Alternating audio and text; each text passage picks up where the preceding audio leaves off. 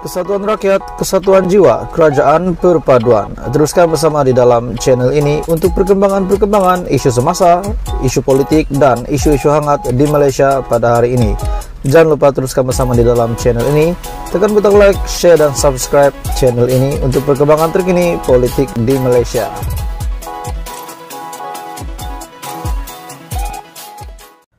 Hai semua, salam sejahtera Malaysia, tuan-tuan dan bapak semua. Satu yang saya nak kongsi dengan kamu, pergolakan politik di Sabah hari ini.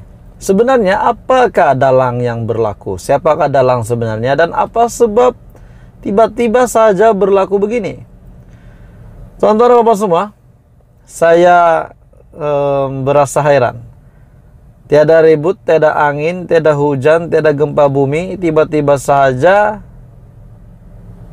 pergolakan politik di Sabah mengambil tempat, mengambil perhatian ramai. Bukan saja pasal Samsul Yusof nikah lagi, bukan saja pasal Samsul Yusof, tiba-tiba lagi keadaan begini. Pergolakan politik di Sabah menjadi perhatian netizen pada hari ini. Sebelum saya meneruskan, saya meminta jasa baik kamu untuk tekan butang subscribe, like, dan share video ini. Krisis politik di Sabah berpunca daripada Haji G menurut Presiden Warisan. Adakah Warisan tidak mahu menyokong JRS lagi dan mahu menyokong Bung Mokhtar? Itu persoalan dia. Krisis politik yang melanda Sabah hari ini menurut Presiden Warisan adalah berpunca daripada Kota Menteri Sabah Datuk Seri Haji G Nur sendiri, kata Presiden Warisan Syafiq Abdal. Menurutnya, saya melihat pergolakan kerajaan yang ada hari ini, sebarang kenyataan yang dikeluarkan oleh Haji G akan sedikit sebanyak menimbulkan kekeliruan. Jadi ini berlaku bila Haji G keluar daripada Bersatu dan membuat pengumuman akan menyertai parti. Kita tidak tahu parti mana yang dan jadi ketua. Jadi ini menimbulkan kekeliruan. Adakah Syafiq Abdal tidak menyokong Haji G keluar Bersatu? Adakah Syafiq Abdal kita lihat hari ini menyokong Perikatan Nasional? Kenapa tidak menyokong JRS? Tidak menyokong Haji G yang pada hari ini menyatakan sokongan kepada Datuk Seri Anwar Ibrahim sebagai Perdana Menteri, sebagai pemimpin di dalam kerajaan perpaduan. Menurutnya di Persekutuan kita ada undang-undang akta anti lompat parti. Kenapa tidak dilakukan di Sabah? Dan inilah keadaan yang kita katakan bahwa perundingan itu tidak dipatuhi. Muhammad Syafiq dengan itu menekankan dari segi pelembagaan negeri Sabah jelas bahwa Haji G bukan ketua parti, malah beliau juga tidak mempunyai parti. Jadi menurutnya ini yang berlaku bila Haji G keluar Bersatu dan membuat pengumuman akan menyertai parti. Sedangkan hari ini beliau adalah pengurus JRS. Jadi tuan-tuan dan bapak semua, adakah Haji G, adakah Syafiq Abdal tidak setuju dengan kenyataan ataupun tindakan Haji G keluar daripada Bersatu? Adakah Warisan menyokong PN pula? Jadi apa komen Anda? Teruskan bersama di dalam channel ini untuk isu hangat seterusnya. Hai semua, salam sejahtera Malaysia. Selamat datang ke channel Fels Lifestyle. Ada yang berpendapat Haji G sudah tiada. Ada yang berpendapat Haji G masih ada, masih relevan untuk menjadi ketua menteri. Ada yang kata Haji G sudah tiada sokongan lagi, sudah kurang sokongan majority yang mengakibatkan Haji G boleh dibuang bila-bila masa, boleh dilucutkan jawatan bila-bila masa.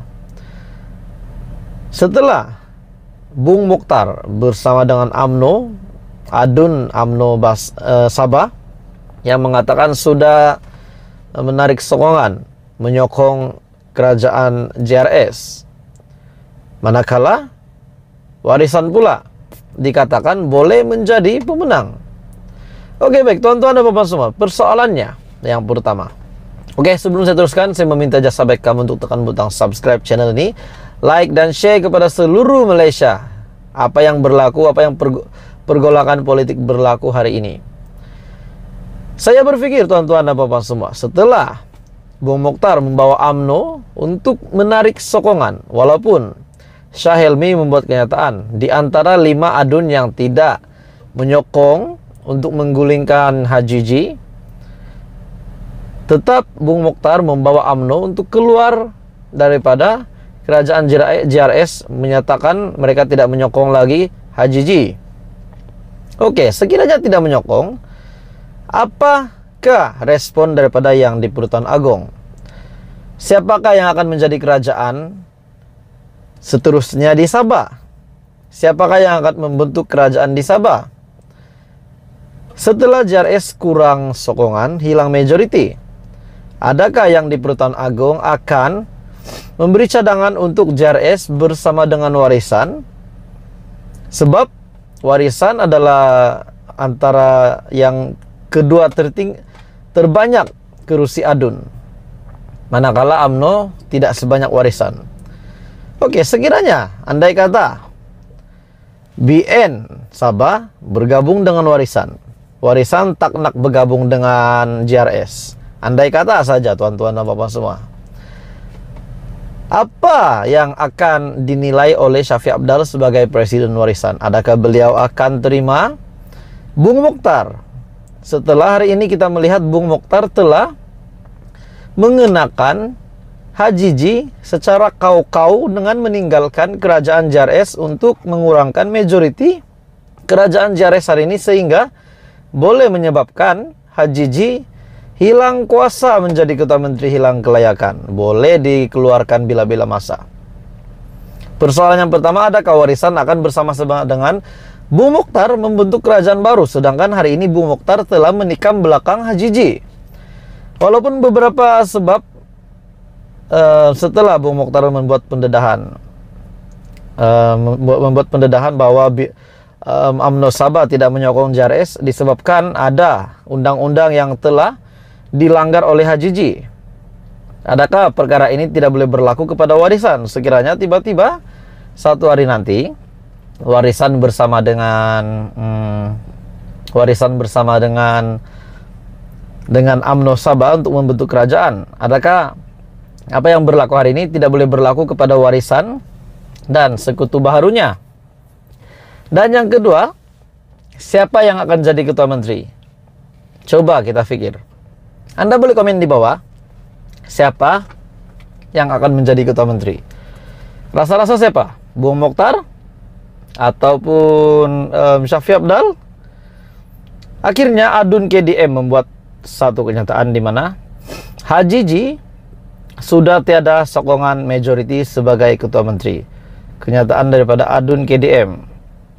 3 ahli Dewan Undangan Negeri Adun daripada Parti Kesejahteraan Demokratik Masyarakat KDM percaya pengerusi JRS Datuk Seri Haji Jinor tidak lagi mempunyai sokongan majority sebagai Ketua Menteri.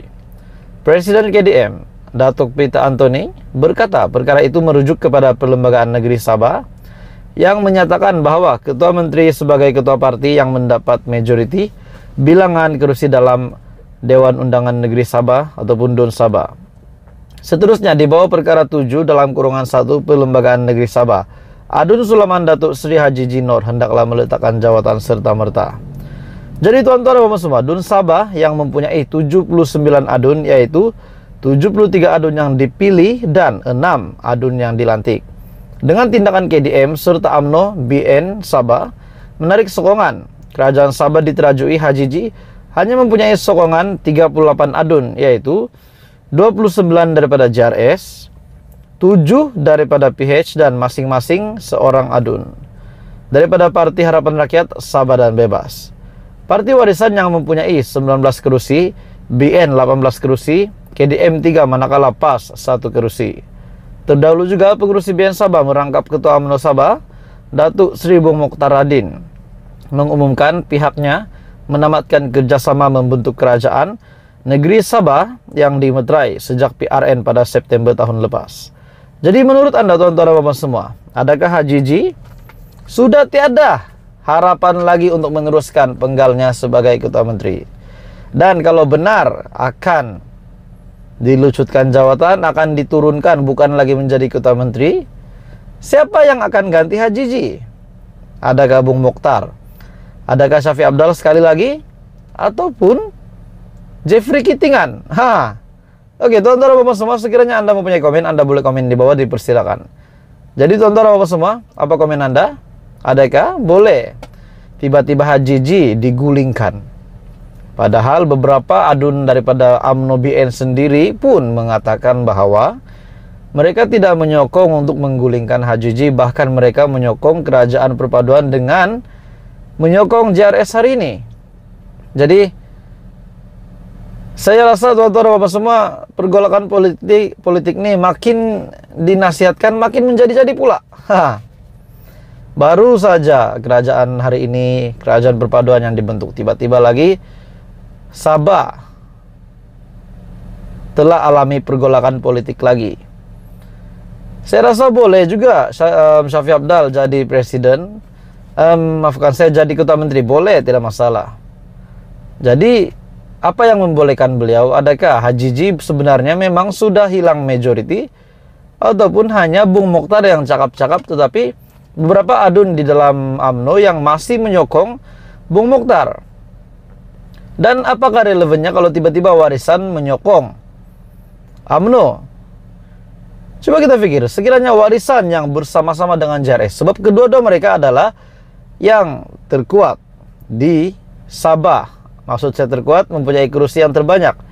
Sekiranya tiba-tiba yang di Pertuan Agong memberikan cadangan, seperti yang berlaku pada PR15 di antara PH dan PN. Sekiranya yang di Pertuan Agong memberikan cadangan supaya JRS dan Warisan yang bergabung, Bung Mokhtar nak kemana? Adakah Bung Mokhtar pula yang akan letak jawatan? Tuan-tuan dan bapak semua, apa komen Anda? Teruskan bersama di dalam channel ini untuk perkembangan politik seterusnya.